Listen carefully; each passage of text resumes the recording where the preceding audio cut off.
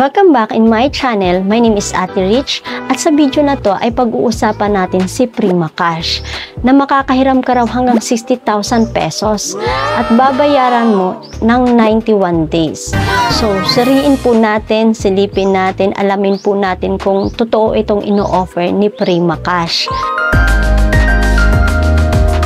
At kung bago ka pa lang sa channel ko, free to subscribe, like, and click the notification bell para lagi kang updated tuwing mag-upload tayo ng video sa channel na. So, pag-usapan na po natin si Prima Cash. Pag open nyo po nitong Prima Cash, hingi po sila ng active phone number para dun po nila isend yung OTP para po makapag-login po kayo dito kay Prima Cash. Then, kapag nakapag-login na po kayo, lalabas po itong Prima Cash highest loan amount 60,000 pesos. Wow! Makakahiram daw po kayo hanggang 60,000 pesos.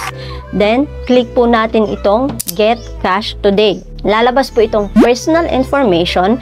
Hingi po sila ng ID type, ID number, yung valid ID po ninyo. Then, hingin po nila yung first name nyo, middle name, last name, gender, birth date, pero yung middle name po is optional lang naman po. Then, marital status, family monthly income, quantity of children, pero optional lang naman daw po, highest education, length of residence, housing status, email, Facebook, and then optional lang din po yung Facebook. So, kung optional lang naman po yung Facebook, wag na po nating lagyan para wala po tayo masyadong ibinibigay sa kanila na mga personal information natin.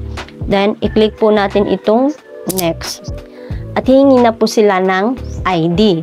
So, ang ID po na kailangan dito is SSS card, postal ID, driver's license, GSIS ID number, PRC ID number, national ID, UMED, passport, PhilHealth ID, voters ID, TIN, and more ID type. So, nakalagay po dito, voters ID, no recommended, at yung TIN ID, highly not recommended. So, bakit pa kaya nila inilalagay kung hindi naman daw recommended?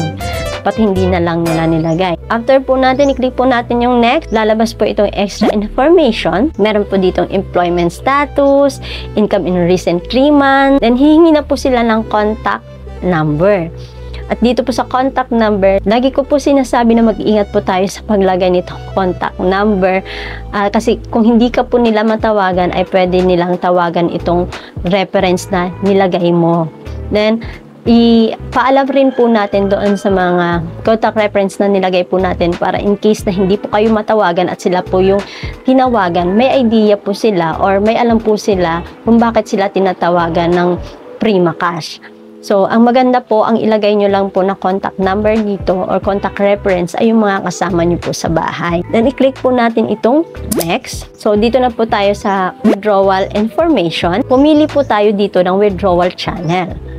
At ang withdrawal channel po na meron dito is Bank, Lowellier, RD Pawn Shop, GCash, GrabPay, and PayMaya.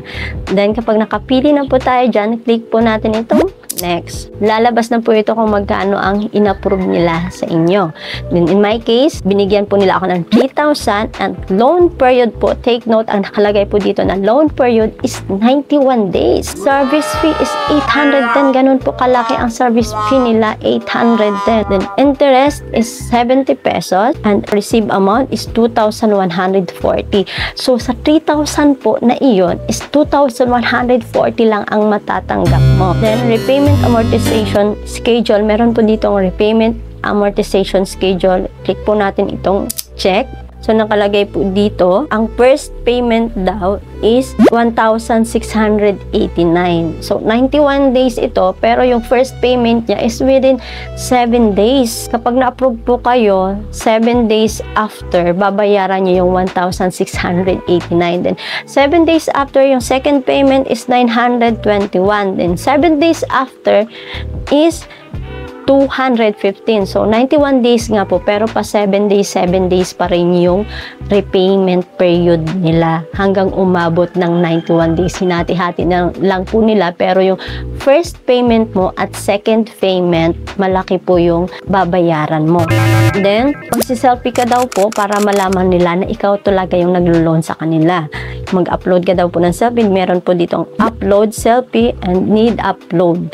Then, i-click po natin yung submit. So, kung okay po kayo dyan, okay po yung 91 days repayment na pa 7 days, 7 days, at kung okay po yung deduction sa inyo, i-click nyo po yung submit. Mag-antay po kayo ng review para po malaman nyo kung approve po kayo o reject po kayo. So, yun lang po ang meron dito kay Prima Cash. Nag-offer nga daw po sila ng 91 days loan repayment na babayaran mo ng pa 7 days, 7 days. Tapos, yun doon sa 3,000, 2,000 plus lang yung makukuha mo. Ang laki po ng kanilang service fee na kinuha. So, nasa inyo pa rin po ang desisyon kung itutuloy nyo po yung paghiram dito kay Prima Cash as long as napakita ko na po sa inyo kung ano po ang meron dito kay Prima Cash. Para po sa akin, mas maganda po si Bilis, si Tonic, na talaga nagbibigay po siya ng pang long term na repayment nyo pong babayaran. Si Tonic ay hanggang 12 months, ganun din po din si